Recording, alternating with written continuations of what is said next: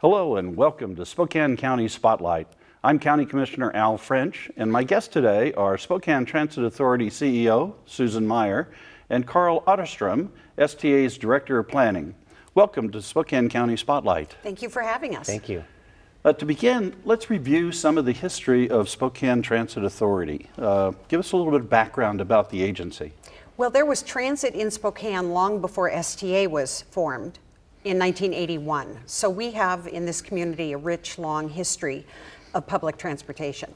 So in 1981, we were created by the voters in the public transportation benefit area, which is our service area.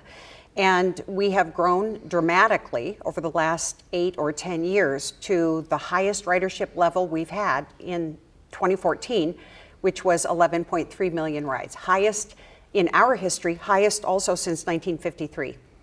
So you mentioned the PTBA, the Public Transportation Benefit Area. What is the boundaries of that? What communities are included in that boundary so that people in the audience can get an idea about how large the service area is? It includes some portions of Spokane County that have the most population, and then the cities of Spokane, Spokane Valley, Liberty Lake, Millwood, Airway Heights, Cheney, and Medical Lake? Medical Lake, thank you very much. So the agency has changed over the year, but one thing remains the same, that's serving the public. And Yes. One of the things that's happened that's dramatic about the agency under your leadership is the agency has become much more customer friendly. And we're much more about what do we need to do to provide good customer service as opposed to what's in the best interest of the agency. And so I want to compliment you on the leadership that you've displayed in that situation. So your graph shows that we've got a new ballot proposition coming up called Proposition 1. And so let's talk a little bit about what that's involved in. I think the ballot's going to be on April 28th. April 28th. Yeah.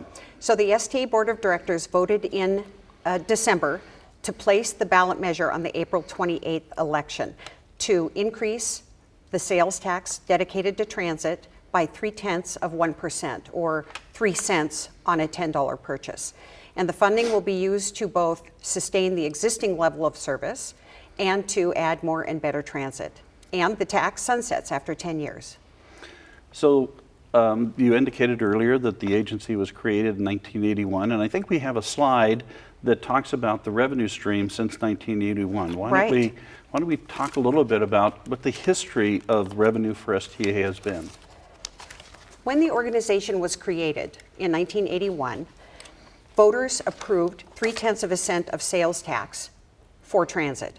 And the state of Washington matched that 0.3, and they matched all transit's local sales tax as a means of expanding transit across the state. In 2000, the motor vehicle excise tax, which was the source of that revenue, was eliminated, and transits, including STA, had their funding cut in half.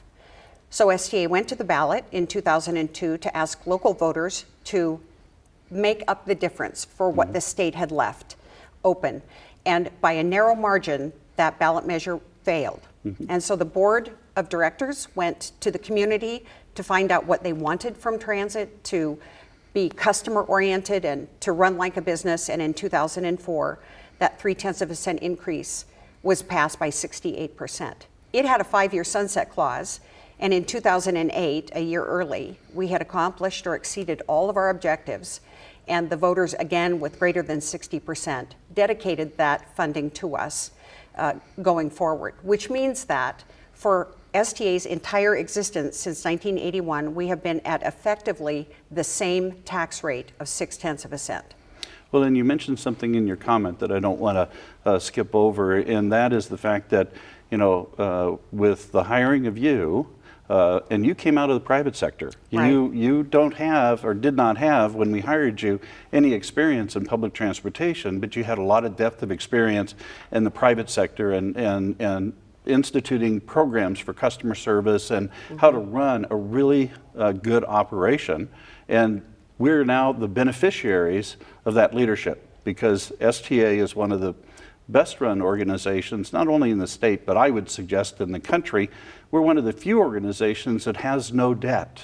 And that's critical because every single dollar that the taxpayers contribute to this agency goes to providing services. It doesn't go to pay for debt and stuff. So I wanted to compliment you on your leadership there in terms of giving us a really well-run, business-minded organization so that we can really get value for the taxpayer dollars. I appreciate that, but I have to also say it was the board of directors who provided the direction and the leadership for going in that direction. Run like a business, make sure that you have great customer service. Terrific. So you have another part of the graph here that talks about the revenue source. So give us a little bit of description about where the revenue comes from. A good part of it's sales tax, but then we have other forms of revenue and stuff. So why don't we talk a little bit about that? In addition to sales tax, which accounts for 70% of our funding, and that's how transits are funded in Washington State, makes us very dependent on the ups and downs of the economy and its effect on sales tax. And then fares, which are what the riders pay. And then the third portion is grants. And the largest share of grants come annually from the Federal Transit Administration. So those are the three main funding sources. So when we talk about funding and sales tax being the largest portion of that, the state allowed for up to 0.9% in terms of sales tax revenue to be used for, based upon voter approval, public transportation. And there are a number of agencies across the state that have already moved to 0.9. They, in fact, some of them did it to be able to survive the recession. Exactly. You took a different approach. You actually streamlined the organization. There were some routes that were eliminated so that you could live within your existing revenue. Right. And one of the few agencies in the state that was able to do that. And even though you were eliminating a couple routes and making some of the routes more efficient, we've experienced an increase in ridership.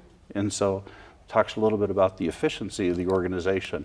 So, well, ultimately, we felt like we just needed to tighten our belts through the recession. That's what families were doing, and that's what we did. And so we did reduce service by 10%, which was difficult. There were many riders impacted by the reductions, but we did it based on performance. So we eliminated the routes that had the least high ridership, and most of them had really good ridership anyway. And then we restructured benefits and took a number of other measures and saved about $3.5 million in that first year after we did those things. And ridership went up. Ridership went up. So great strategy and great execution. I know that you have a slide here that talks a little bit about the impact of the recession on the agency. Do you want to talk a little bit about how it impacted the agency? Well, one of the things we need to understand is that in 2007, and this is the explanation, Commissioner, about why we need some of this additional new revenue to go to sustain service. In 2007, we received $47 million in sales tax revenue. And then, as was our practice and as was our 20-year average, we projected 3% annual growth. And so that's the straight line that goes up. But what happened is the red line at the bottom. During the recession, sales tax revenue actually decreased $23 million and did not return to 2007 levels until 2014. And we call that the 7-year ditch. And so we are back now just above the 2007 levels. But when you look at those figures and you add them together, $87 million in foregone revenue, or revenue that we had planned, anticipated to use, because that was the 20-year average growth rate. Well, and that's critical because I believe that out of that 87 million, about 80 plus million, maybe about 82 million of that was dedicated to bus replacement. I mean, we as an agency pre-fund bus acquisition so that we can avoid debt.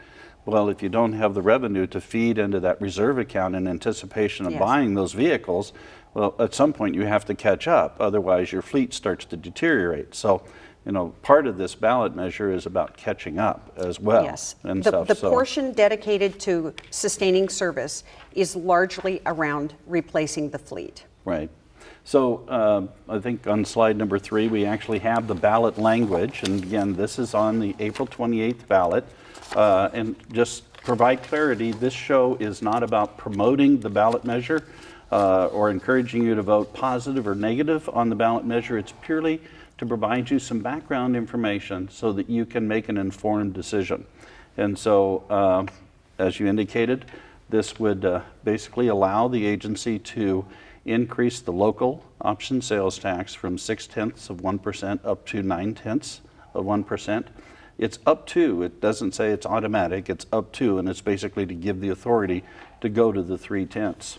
And what that does then is it preserves services in the area as well as provide additional services and stuff. So you want to talk a little bit about the balance between those two items? Sure.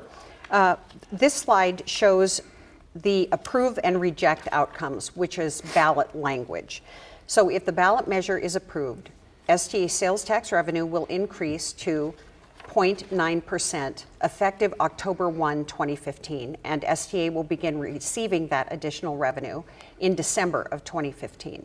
So before we move on, what does that mean to the average taxpayer out there? I mean, an additional 0.3%, I mean, how much does that mean it's going to come out of my pocket? Like, let's say if I made a $10 purchase. Right. What am I going to see? You're going to spend 3 cents more 3 on that cents. $10 purchase, in addition to the 6 that we have now. So a total of 0.9% for transit. So for 9 cents on a $10 purchase. So for 3 cents, I'm going to be able to preserve existing service and pay for additional services. That's correct. Okay, terrific. I understand.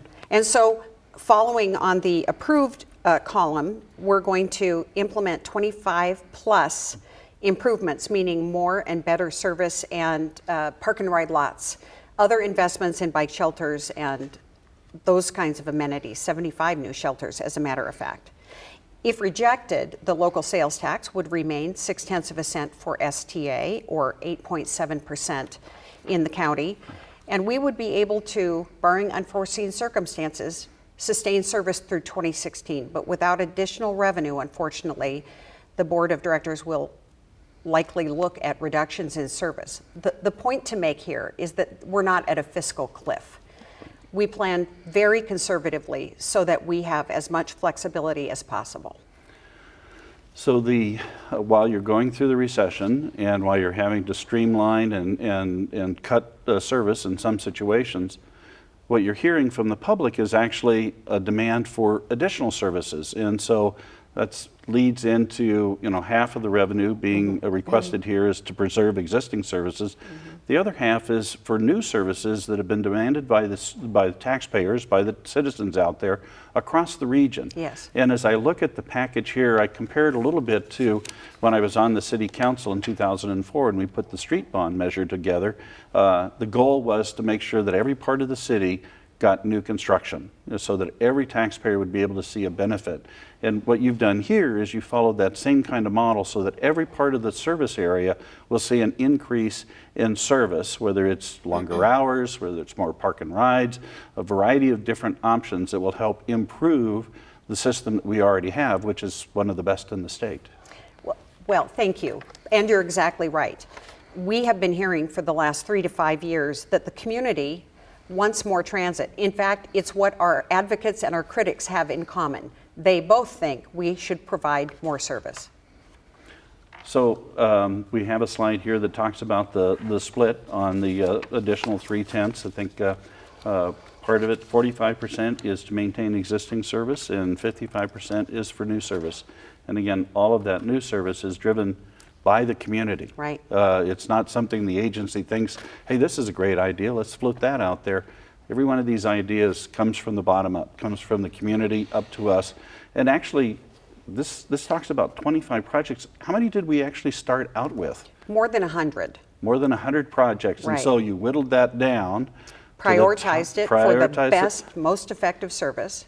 So what will that do for your ridership? Because I think you indicated earlier that this last year, we had the highest ridership that we've had in the history of the agency. But this plan actually increases that and takes it to a whole nother level. It sure does. We're investing in 25% more service implemented over 10 years' time, and we expect, and we think this is conservative, that 25% increase in service will generate a 30% increase in ridership. Okay, that's terrific. So taking it up to 15 million boardings per year? Yes, by And, 2025. So that's outstanding. So why don't we talk a little bit about some of the improvements? Karl, you want to talk about the, why don't we go to the proposed regional transit improvements and talk a little bit about the nature of the improvements that are going to be made? Sure. So the system today, again, it's at our highest ridership ever, and we have routes throughout the entire PTBA. And as part of the system plan, we are augmenting that with additional service hours, both to increase the frequency of routes, to provide higher quality service and major corridors that we call high performance transit, and expand park and ride capacity. And so this map, as you see, there are lines on this map extending all across our service area. And the routes, just walking through the different line colors and symbols here, the gray lines in the route represent all our regular bus routes that run typically 7 days a week. Those routes would see one of the first changes that would become effective as part of the plan would be Saturday night service would be extended past 11 p.m. And this is something we hear pretty consistently from the public, both people who are trying to access cultural events as well as people who work at those cultural events or other facilities or services at night on Saturday. The thicker lines represent levels of high-performance transit service. And high-performance transit is a term we coined to represent a higher level of investment in higher frequency, amenities, and convenience for the customer over a regular bus service, which is really quite good. And yet, this is more akin to things you might see in other communities that are called bus rapid transit or light rail. And really, this term is mode neutral. That is, irrespective of the vehicle that we're using, whether it's a rail or streetcar or bus, it's really providing a good quality of service that fits in an urban community. And then the orange circles with the blue inside, those represent park and ride or transit center expansions and improvements. And so as we have multiple park and rides lots around the community in which people park there and take a bus, usually an express service, to their job site in the downtown or in other parts of the community.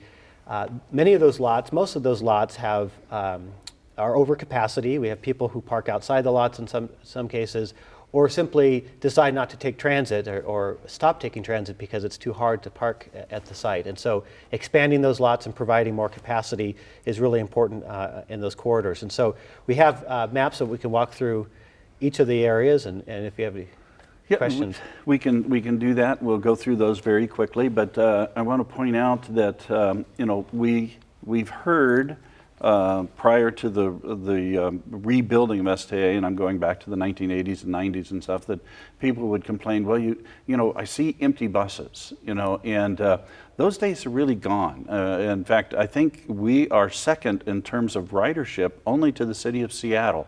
That's right. So we'll talk a little bit about the capacity on the buses now.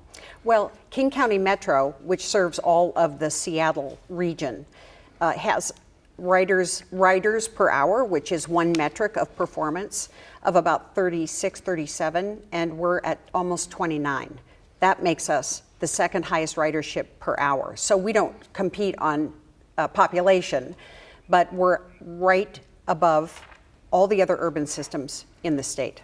So if I'm on the freeway and I see an empty bus, it's very likely that it's one of those commuter buses that is going out to a park and ride to pick up folks, bring them back into the community, or the reverse trip is they're going from downtown out to the park and ride. So if you see it on the back side of that trip, it might be empty, but if you see it on the other side, it could be jammed full and standing room only. So I just wanted to point that out in case there's some folks out there that said, well, I was on the freeway and I saw an empty bus. Well, yeah, it's probably going to go pick up a whole lot of people that are going to spend the rest of the time on the bus standing as they're waiting to get to their destination. Exactly. So commuter routes are typically empty in the reverse. Well, and I heard Karl make a great description about how buses work. And you used the grocery shopping cart as an example. When you go into the grocery store, the cart is empty. You go around the store and the cart gets fuller and fuller, and then when you get to the checkout count, it's empty again. And very similar to what a bus does. Absolutely, and especially in neighborhoods where we're making multiple stops along the corridor, we're gradually increasing the load until we get to an endpoint in the downtown or major transit center, and people get off when it's empty again. So let's talk very briefly about some of the improvements, like the West Plains Transit Center. This is a facility that's going to be located up on I-90 at Interchange 272, which is referred to as the Medical Lake Interchange. And just very briefly, let's talk about a couple of these major improvements. So in the West Plains, this particular facility is really key. Today, all the routes, the communities we serve on the West Plains, all are connected via the downtown plaza in Spokane. And so that is to say, someone who is going to school in Cheney but lives in Airway Heights actually has to take a bus to downtown Spokane and then another bus to Cheney. And so that's a lot extra travel time and delay for them. And so this facility allows us to connect those routes right there on the West Plains, as well as provide access to jobs that are in that area and a park and ride for people who live in that those communities to then take an express but to downtown Spokane. So it's really a multimodal facility, as well as providing connections not just to our buses but other intercity buses along I-90. So North Spokane, we've got some new park and rides that we're putting up there, and we've got the new North Monroe Regal Corridor, and so that's going to be connecting the north side of the city of Spokane to the south side, going all the way down to Moran Prairie. And then out in the valley, we have a number of improvements out in the valley. So talk very briefly about what's happening in the valley and Liberty Lake. So in the valley, again, that's a really key commuter corridor to downtown Spokane and points west. And so expanding park and ride capacity, as well as providing express service on the freeway all day long from Miraboo, and then also reinstituting nonstop express service from Liberty Lake. Those are really important aspects of the service from what we've heard from the community, as well as investing more in passenger amenities on our busiest corridor out there, which is Sprague Avenue, coupled with Appleway, so that it makes it easier to use a bus for people along the alignment there, as well as providing service to business areas that have no bus service today. Along East Indiana, there's a new medical facility and other buildings that have gone in we'd like to serve, and again, by popular demand of the customers and businesses in that area. So, new services all around the perimeter of the public transportation benefit area, new park and rides, longer hours, more frequency. But let's talk a little bit about the service that's going to be added to the downtown. I think we call it the Central City Line. Mm-hmm. And let's talk a little about that just very briefly. Well, the Central City Line is a route 6 miles long that will begin in Brown's Addition, travel through downtown, into the University District, and then up to Gonzaga and east to Spokane Community College. It's a spectacular route. We don't currently have bus service that serves that whole segment. So this is a project that will require significant federal funding, and we've been working on it, as you know, for a number of years, working with the Federal Transit Administration, and will submit an application to what they call the Small Starts program. And we're counting on that generating about 80% of the capital cost, rather, so that what's included in this ballot measure for the Central City Line is just 20%. So, I mean, that's a critical part of this project, is that 80% of this is going to be funded at the federal level, and then the state legislature has got $10 million included in the state transportation budget, and so if both of those come through, and we fully expect that both of them will, that means the local contribution to this line will be about $2 million. That's right. And then the operational cost. And so what this is doing is connecting all of the universities together with the downtown core in a high-performance premium route. And so we've got a picture of a bus unit here, a BRT. And what this allows for is at-grade boarding, all-door boarding, off-ticket purchasing, so you can buy your ticket at a kiosk. You don't have to stand in front of the driver anymore to get on the bus. Right. You buy a ticket, you get on at any one of the doors. So it's really a premium service and the first of its kind in this community. Other communities have benefited from this, but we're now finally going to be able to bring this kind of service to Spokane. So significant, Yep. significant advancement and stuff. So congratulations on that. I think the other thing that's exciting from my standpoint about this is that, you know, the millennials, the young people, and what we're finding is that fewer and fewer of our youth have driver's license, or they delay getting a driver's license and getting a car, and they rely on walking or biking or public transportation to be able to get around. And I've actually seen some reports here recently that talk about a good public transit system actually increases the economic activity in a community, because money that would otherwise be spent on maintaining a car is now spent on purchasing goods and services in our retail stores, Right. and stuff. So it's a good economic driver, in addition to being able to get people to and from work. It is a dramatic shift between the boomers, which is my generation, and the millennials. We couldn't wait to get our driver's license and our car when we turned 16. And this generation just doesn't see it the same way. So we're just wrapping up. I've got about a minute left to go. Any last parting thoughts that you'd like to share with the community before we sign off? I think I would just re-emphasize or emphasize the fact that every project on this list, all 25 or so of them, were identified by individuals and groups of people and organizations in the community, which means it's community driven, as you said. It's all across the region, but we need to think about not just what we're doing in Spokane Valley or in Medical Lake. We need to think about the system, because it's a regional system and it's bigger than the sum of its parts. That well said. You know, we are more and more a community that happens to have a lot of small cities in it, but a lot of folks that live in Liberty Lake work downtown, live up in the West Plains, work downtown or out in the valley.